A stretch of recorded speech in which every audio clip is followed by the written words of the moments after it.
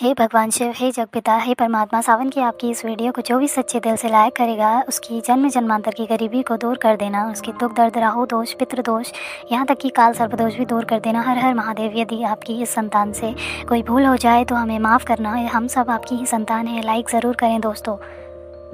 इस बार 2024 में कितने सावन सोमवार पड़ रहे हैं? कोई कह रहा है 4 सावन सोमवार पढ़ रहे हैं, कोई कह रहा है 6 सावन सोमवार पढ़ रहे हैं। किसकी माने किसकी नहीं? आज हम सारी बात गलतफहमी, सारी असमंजस की स्थिति दूर कर देंगे और व्रत में क्या खाएं क्या नहीं जानिए सब कुछ। दोस्तों, सावन का महीना चल रहा है, ऐसे में हर कोई भगवान भोले बाबा को दिल से खुश करना चाहता है। हर किसी की इच्छा होती है कि वो सावन में भोलेनाथ को खुश करके अपनी सभी इच्छाएं मनोकामनाएं पूरी कर ले, पर कई बार आप लोग ऐसी गलतियाँ कर देते हैं या कर बैठते हैं जिससे शिव क्रोधित हो जाते हैं। और ये बात तो आप जानते ही हैं कि भोलेनाथ यदि भोले हैं तो उनका क्रोध भी अत्यंत विनाशकारी होता है।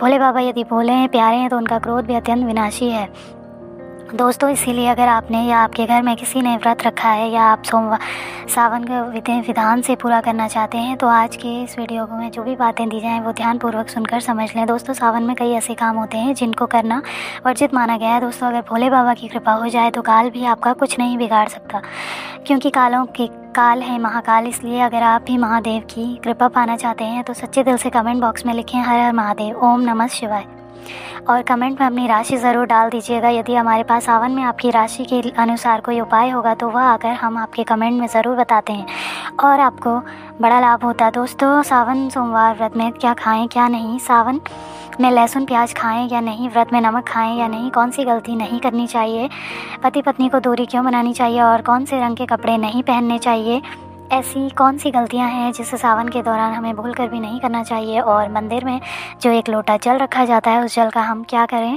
पी जाएं या तुलसी में डाल दें या पेड़ पौधों में डाल दें या इस जल से ना स्नान करें। साथ ही सावन के इस पवित्र महीने में कितने सोमवार पड़ रहे हैं और सावन की समाप्ति कब है, आइए जानते हैं सब कुछ इस वीडियो में। दोस्तों, सावन का महीना कोई मामूली महीना नहीं होता है। ये महीना साक्षात एक ऐसे प्रेम की सौगात लेकर आता है जिसका कि भक्तों को बड़ी बेसब्री से इंतज़ार रहता है। सावन का महीना इतना पवित्र होता है जिसका आप अंदाज़ा भी नहीं लगा सकते। सावन जब गरजते हैं तब धरती माता का शुभ अत्यंत मंगलकारी विशेष स्नान होता है। सावन में प्रकृति स्नान करती है और जगमग्न हो जाती है। नई फसल का आगमन होता है, हरियाली की उत्पत्ति होती है, किसान के चेहरे पर प्रकृति अपनी छाप छोड़ जाती है। सावन का महीना भारत में तो मनाया ही जाता है, लेकिन क्या आप जानते हैं विदेशों में भी सावन का पवित्र महीना बड़े ज़ोरों शोरों के साथ और खुशी के साथ मनाया जाता है। नासा वैज्ञानिक मानते हैं कि सावन में प्रकृति आपस में बातें करती है और वातावरण सुगम हो जाता है, हरियाली की उत्पत्ति होती है और नए नए बीज उगते हैं। इस मौसम में हरियाली साक्षात महादेव का स्वागत करती है और महादेव से बातें करती है। आपको बता दें कि शास्त्रों में सावन सोमवार को व्रत भी महिला या पुरुष करते हैं तो वो भगवान भोलेनाथ का सर्वाधिक प्रिय हो जाता है। ऐसे भक्तों को भगवान भोले बाबा अपनी शरण में ले लेते हैं। धर्मशास्त्रों के अनुसार सावन में जो आसमान से जल बरसता है वो भगवान शिव की जटा से और श्री हरि के चरणों से होकर ही धरती पर गिरता है। सावन में बच्चे बड़े सभी को स्नान करना चाहिए। साक्षात भगवान शिव और श्री हरि का आशीर्वाद बरसता है। सावन में स्नान करने वाले छोटे छोटे शिशु, छोटे बालक, बच्चे, बूढ़े, बुजुर्ग, महिलाएं जब स्नान करते हैं तो इससे वह बीमारी से मुक्त हो जाते हैं। तो साक्षात सावन में स्नान नहीं करते, बारिश में स्नान नहीं करते, वो पापी कहलाते हैं। इसलिए पापी से बचने के लिए सावन में स्नान, बरसात में स्नान अवश्य करना चाहिए। बच्चे महीने के हैं, दिनों के हैं तो अमृत तुल्य जो बरसात में स्नान नहीं करते उसको 100 पाप लग जाते हैं। दोस्तों, जो लोग लड्डू गोपाल की सेवा करते हैं तो लड्डू गोपाल हमारे सदस्य की तरह होते हैं, हमारे बड़े अपने होते हैं, हमारे घर के राजा होते हैं, किंग ऑफ द वर्ल्ड होते हैं। तो ऐसे में भगवान श्री कृष्ण को या लड्डू गोपाल को बरसात में स्नान अवश्य कराना चाहिए। सावन की पहली बरसात में लड्डू गोपाल को स्नान ज़रूर कराना चाहिए। उन्हें चांदी की थाली में या पीतल की थाली में या माटी की थाली में रखकर स्नान कराएं। सावन की पहली बरसात लड्डू गोपाल को अत्यंत प्रिय है। लड्डू गोपाल की विशेष कृपा पाने के लिए सावन के पहले दिन ही लड्डू गोपाल को स्नान अवश्य कराना चाहिए। इससे साक्षात लड्डू गोपाल की पूरी परिवार पर कृपा बरसती है। लड्डू गोपाल बहुत प्रसन्न होते हैं, अत्यंत खुशी से झूम उठते हैं, नृत्य करते हैं, सावन में प्रसन्न रहते हैं। दोस्तों, सावन में कावड़ यात्रा का क्या कहना? शास्त्रों के अनुसार माना जाता है कि सबसे पहले कावड़ यात्रा भगवान परशुराम ने भगवान शिव को समर्पित कर अपने कंधे पर उठाई थी और तभी से भगवान शिव को प्रसन्न करने के लिए कावड़ यात्रा की जाती है। दोस्तों, लेकिन क्या आप जानते हैं सावन में 10 ऐसे नियम हैं जो आपको जानना बहुत ही आवश्यक है। अगर इन नियमों का पालन अगर आप अपने जीवन में करते हैं नहीं करते हैं तो आपको भगवान शिव के क्रोध का सामना करना पड़ सकता है। आपका पूरा परिवार गरीबी, निर्धनता और बर्बादी की सामना कर सकता है। दोस्तों, आज की वीडियो बहुत ही सुंदर है। वीडियो को अत्यंत तक ज़रूर देखें, क्योंकि अधूरा ज्ञान हमेशा खतरनाक साबित होता है। इसीलिए वीडियो को पूरा अंत तक ज़रूर देखें और सच्चे दिल से कमेंट बॉक्स में हर हर महादेव ज़रूर लिखें। तो चलिए आइए जानते हैं दोस्तों।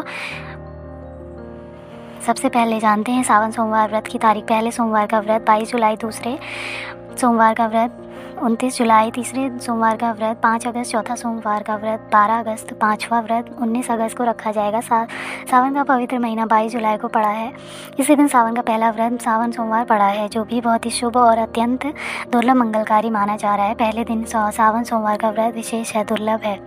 कई सैकड़ों सालों के बाद जाकर ही महासंयोग आ रहा है। इस शुभ दिन पर लाखों करोड़ों श्रद्धालु लोग व्रत अवश्य रखेंगे और व्रत में ऐसी चीज़ें खाएंगे जिससे व्रत की पूर्ति होगी। शिव व्रत सावन सोमवार व्रत पूर्ण माना जाएगा, लेकिन ऐसे में हम जानते हैं व्रत में क्या खाएं और क्या नहीं खाएं। दोस्तों, अगर आपने सावन सोमवार का व्रत रखा है तो आप इस दिन सात्विक भोजन ही करें। ये निर्जला व्रत नहीं होता है, इसलिए इसमें सेंधा नमक से बनी चीज़ें खा सकते हैं। अगर आपने फल खाने पर संकल्प लिया है तो नमक भूलकर भी ना खाएं। आप फल वगैरह ही खाएं और कुछ मत खाना। व्रत में बाहर का गन्ने का जूस मत पीना, उसमें नमक पड़ा होता है। बर्तन कोई भी कितना भी साफ़ कर ले पर नमक रह ही जाता है। बाहर का जूस भी मत पीना, उनके बर्तनों में नमक पड़ा होता है।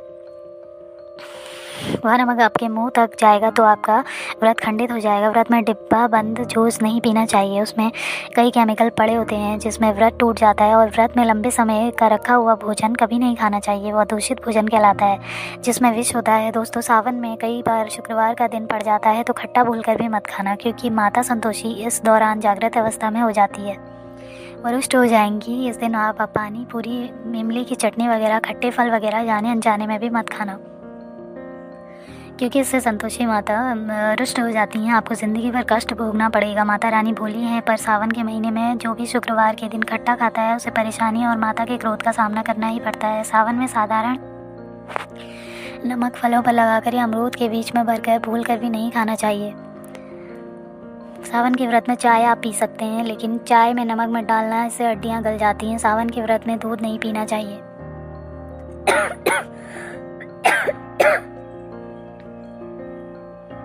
सावन में बच्चों को दूध पी लेना चाहिए, पर घर में बड़ों को दूध नहीं पीना चाहिए।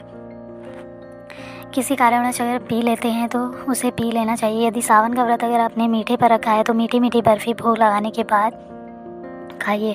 शिव को भोग लगाने के बाद खीर, पराठा या दही खा सकते हैं। मीठी मिश्री खाएं या आटे का मीठा मीठा चीला बनाएं। यदि व्रत छटपटा कर रखा है तो आप चाहें तो सेंधा नमक से बने आलू के पकवान खा सकते हैं। आलू की सब्ज़ी कुट्टू के आटे के साथ खा सकते हैं। सादा दही में डालकर खीरा खा सकते हैं, धनिया खा सकते हैं और लौकी कद्दू की सब्ज़ी भी खा सकते हैं। और आटा खाते समय आटा ध्यान दें, आजकल आटे में कीड़े पड़ जाते हैं जिससे आपका व्रत खंडित हो सकता है।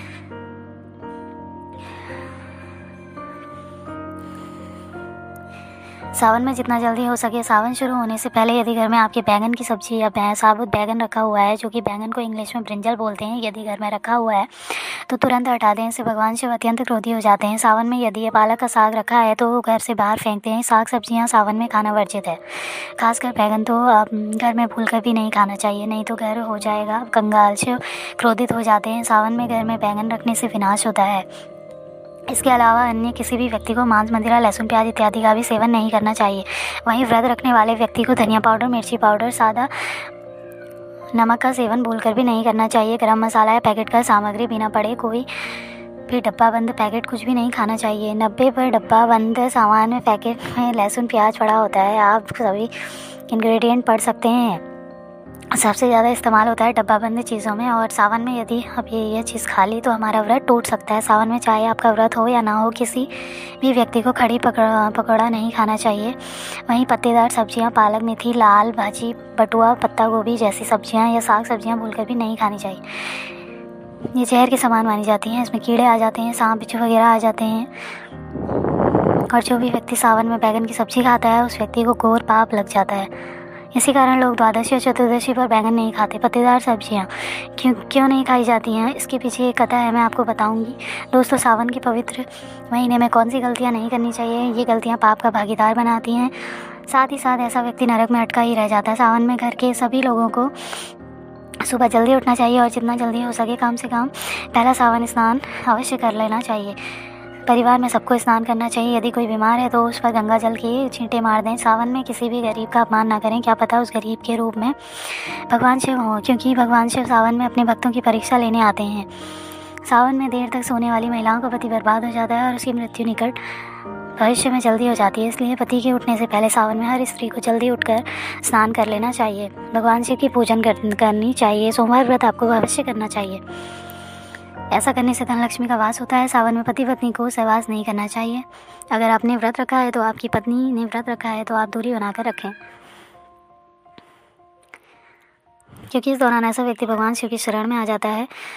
वही वस्त्र पहनकर शिव मंदिर में नहीं जाना चाहिए। चाहें लेकिन मंदिर में भूलकर भी मत जाना। ना ही व्रत में काले वस्त्र पहनना। वैसे तो सावन में लहसुन प्याज नहीं खाना चाहिए, पर यदि आपका व्रत है तो उस दिन पूरे परिवार को लहसुन प्याज से परहेज करना चाहिए। सावन के महीने में घर में गंदगी नहीं करनी चाहिए, इससे प्रकृति नाराज़ हो जाती है। सावन में आपके घर का मंदिर जो है उसमें माचिस के खाली डिब्बे या माचिस की नहीं रखनी चाहिए। सावन में घर में किसी भी व्यक्ति को गाली नहीं देनी चाहिए, चुगली आदि नहीं करनी चाहिए। पत्नी को अपशब्द नहीं बोलने चाहिए और ना ही पति को अपशब्द कहने चाहिए, इससे भगवान शिव को श्राप दे देते हैं। सावन में जो व्यक्ति दूध में हल्दी डालकर पीता है उसके ऊपर महाकाल का क्रोध बरसता है। सावन में बाल, नाखून, दाढ़ी वगैरह नहीं बनवाना चाहिए। ये आपको पहले से ऐसा कर लेना चाहिए। कोई ज़्यादा समस्या हो तो आप ऐसा कर सकते हैं, पर शिव जी से क्षमा अवश्य मांग लें। सावन में शरीर पर तेल नहीं लगाना चाहिए। यदि आपका व्रत है तो आप शरीर पर तेल न लगाएं। दोस्तों, माता पिता का सम्मान करना चाहिए कि माँ पार्वती और पिता भगवान शिव को माना जाता है, इसलिए माता पिता में इन दोनों का वास होता है। माँ पिता का आदर करने से भगवान शिव और माँ पार्वती प्रसन्न होते हैं। सावन में देवी देवता से जुड़ी कोई भी शुभ चीज़ उपहार के तौर पर किसी को मत देना, नहीं तो भगवान शिव आपके घर से सदैव के लिए चले जाएंगे। दोस्तों, आप जानते हैं सावन के इस पवित्र महीने में शिवलिंग पर कौन कौन सी चीज़ें नहीं चढ़ानी चाहिए जिससे आपको पाप न लगे। शिव पुराण के अनुसार शिव भक्तों को कभी भगवान शिव को तुलसी, हल्दी या सिंदूर सहित ये 6 वस्तुएं नहीं चढ़ानी चाहिए। पौराणिक कथा के अनुसार केतकी के फूल ने ब्रह्मा जी को साथ दिया था, जिससे नाराज़ होकर भगवान भोलेनाथ केतकी का फूल शिवलिंग पर नहीं चढ़ाया जाता है। वहीं शिवलिंग पर नारियल भी नहीं चढ़ाया जाता है। शंख से जल चढ़ाना चाहिए। शास्त्रों के अनुसार सुबह 5 बजे से लेकर 11 बजे तक शिवलिंग पर जल चढ़ाना चाहिए। बहुत ही शुभ माना जाता है, मंगलकारी होता है। कभी भी शाम के समय शिवलिंग पर जल ना चढ़ाएं। शास्त्रों के अनुसार शिवलिंग पर काली मिर्च चढ़ाने से रोगों का नाश होता है। इसके साथ ही सुख समृद्धि की प्राप्ति होती है। और घर में कभी भी अंगूठे के आकार से बड़े शिवलिंग नहीं रखना चाहिए और शिवलिंग पर जल धारा अवश्य होनी चाहिए। भगवान भोलेनाथ को टूटे हुए अक्षत कभी नहीं अर्पित करने चाहिए, इससे वो क्रोधित हो जाएंगे। कि पवित्र महीने में कटे फटे बेलपत्र शिवलिंग पर अर्पित नहीं करने चाहिए। बेलपत्र की संख्या 3 होनी चाहिए। बेल पूरे साबुत होने चाहिए, लेकिन आप 6 महीने पुराने बेलपत्र भी शिवलिंग पर अर्पित कर सकते हैं, लेकिन वो कटा फटा ना हो। 6 महीने तक बेलपत्र पवित्र और शुद्ध माना जाता है। सच्चे दिल से बेलपत्र शिव पर चढ़ाने से 21 मनोकामनाएं पूर्ण हो जाती हैं। भगवान शिव को दूध में पानी डालकर नहीं अर्पित करना चाहिए, इससे आपको फल भी इसी तरह मिलेगा। भगवान शिव को 1 बूंद भी आप अर्पित कर सकते हैं, पर दूध शुद्ध होना चाहिए और आपका मन भी शुद्ध होना चाहिए। शास्त्रों के अनुसार पीतल के कलश से शिवलिंग पर दूध चढ़ाना सबसे उत्तम बताया गया है। धार्मिक कर्मकांड में पीतल के बर्तनों का विशेष महत्व बताया गया है। विवाह आदि के कार्यों में इसलिए पीतल के बर्तनों का प्रयोग किया जाता है। आपको बता दें कि सोमवार को पीतल के कलश से ही शिवलिंग पर दूध से अभिषेक शुभ बताया गया है। स्टील और प्लास्टिक से बने बर्तन का प्रयोग ना करें। शिवलिंग पर जल चढ़ाते समय वो जल आपके पैरों के पास नहीं जाना चाहिए, अशुभ माना जाता है। उसे लांघना भी नहीं चाहिए, उसे हम जलहैरी कहते हैं। सावन में जल अपने घर में होना चाहिए। मंदिर से जल लेकर कभी अर्पित नहीं करना चाहिए, इससे आपका भाग्य खराब हो सकता है। अगर आपने सावन में ये चीज़ खा ली तो आप करोड़पति होते देर नहीं लगेगी। सच्चे दिल से ही खाना है। आइए जानते हैं सावन में शिव भक्तों को शिवलिंग पर चढ़ाया हुआ प्रसाद के रूप में धतूरा ज़रूर खाना चाहिए। इसे आपको ज़्यादा नहीं खाना चाहिए, बस अपनी ज़बान पर हल्का सा टच करना है। ज़्यादा खाएंगे तो आप बीमार पड़ जाएंगे, इसलिए आपको खाली टच करना है। बेल फल प्रसाद के रूप में खाने से माता पार्वती के साथ साथ भगवान शिव की कृपा भी बरसेगी और समस्त 33 कोटि देवी देवता धनवान बनाएंगे। बस यह चीज़ आपको खाना है, आप खुद देखना, आपको धनी होने से दुनिया में कोई भी ताकत नहीं रोक पाएगी। दोस्तों आखिरी में हम बात जानते हैं, सावन में जो घर में मंदिर के अंदर जो एक लोटा जल रखा जाता है उसका क्या करें। मंदिर का लोटा कैसा हो, पीतल का हो, तांबे का हो, या मंदिर में जो एक लोटा जल रखा होता है उस जल का हम क्या करें। कुछ लोग कहते हैं सावन में गलती और बाद में पछताते हैं, ऐसी गलती आप कभी ना करें। मंदिर में एक लोटा जल ऐसे कभी मत रखें, इससे भोले बाबा प्रसन्न हो जाते हैं। और आपका प्रश्न है कि जल रखते हैं, क्या वह रखना ज़रूरी है, और अगर हम रखते हैं तो उस जल का क्या करें। देखिए मंदिर में जल रखना बहुत आवश्यक है।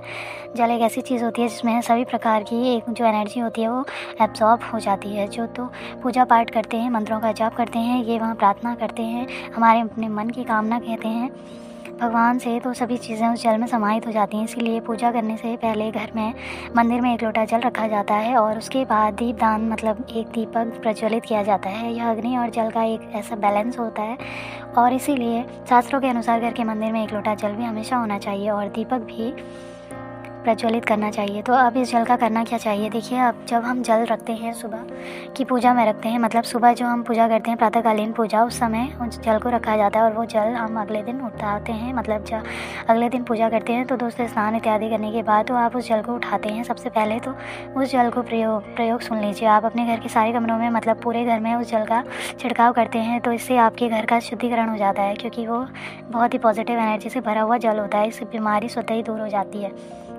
और जल का छिड़काव करने से किसी भी प्रकार की नकारात्मक ऊर्जा का प्रवेश आपके घर में नहीं होता है। किसी भी प्रकार की परेशानी आपके घर में अगर आ जाती है तो उस जल का छिड़काव करें अपने घर में, तो निश्चित ही आप परेशानियों से मुक्ति पा जाएंगे। दूसरा इसका उपाय आप कर सकते हैं, जैसे कि घर में कोई बीमार है तो आप उस जल को उस व्यक्ति को पीने के लिए दे सकते हैं।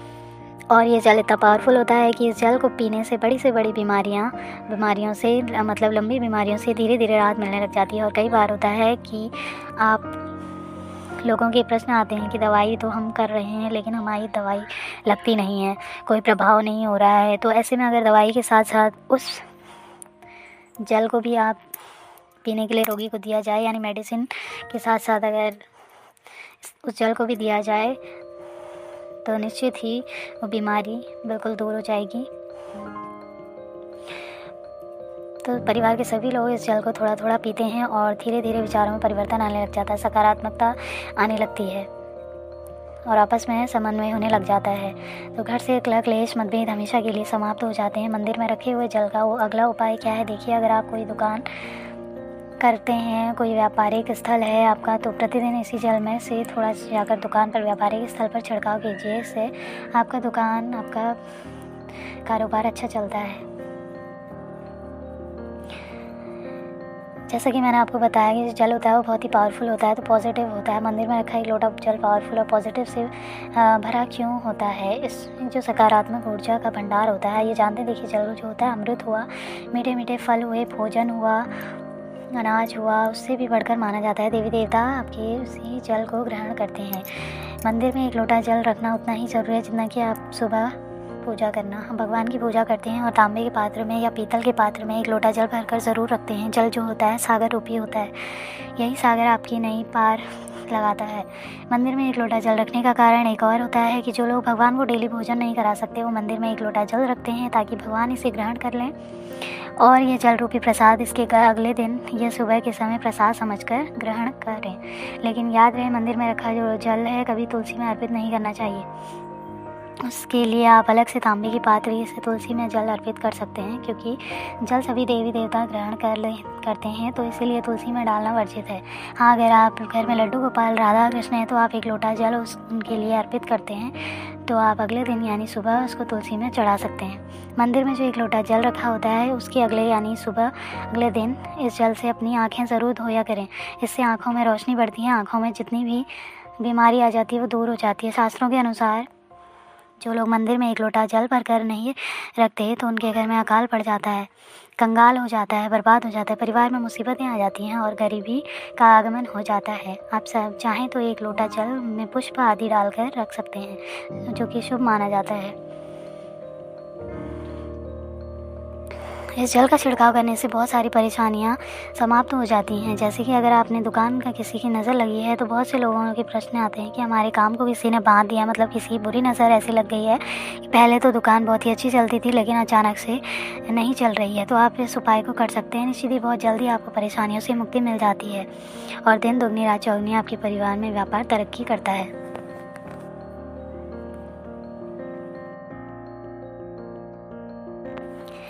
हे भगवान शिव, हे जगपिता, हे परमात्मा, सावन की आपकी इस वीडियो को जो भी सच्चे दिल से लाइक करेगा उसकी जन्म जन्मांतर की गरीबी को दूर कर देना, उसके दुख दर्द राहु दोष पितृ दोष यहाँ तक कि काल सर्प दोष भी दूर कर देना। हर हर महादेव। यदि आपकी इस संतान से कोई भूल हो जाए तो हमें माफ़ करना, हम सब आपकी ही संतान है। लाइक ज़रूर करें दोस्तों।